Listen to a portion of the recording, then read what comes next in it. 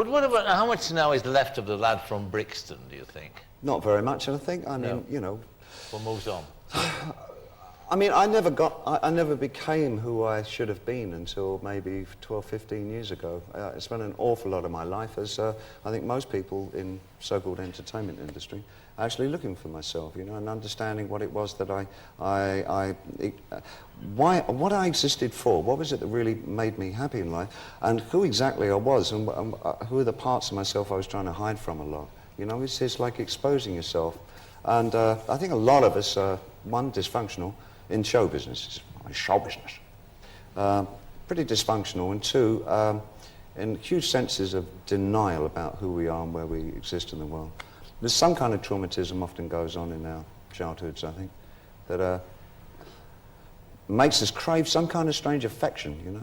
It's sort of, and often you'll find that the person who craves a lot of affection actually isn't terribly good at giving it. And I found that all my life, especially in the 70s, I was like that. I really wanted to sort of, you know, be very emotionally involved with people. I didn't know how to do it. You know, my parents were like that. Yeah. And I guess you kind of, as I say, Larkin's right in that way. You know, they pass on a lot of faults. Yeah. Do you buy that, Tom?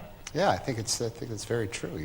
We're in a narcissistic business. We're constantly figuring, how do I do that? What do I have to do next? Let's talk about me. Enough about me. What do you think of these shoes? Are these good shoes that I should wear? That's right. It's like that. What about, and the other thing too, is the kind of problems that your children have in dealing with this kind of narcissistic approach, if you like, because the animal is that, whichever way you look at it, they can observe this kind of, the effect that fame has on you, and the way that people react differently to you than they do to other people. That's something you can't really tell them about, isn't it? I mean, they have to sort of make their own mind up about that. Is it as casual as that, or are there things you can do?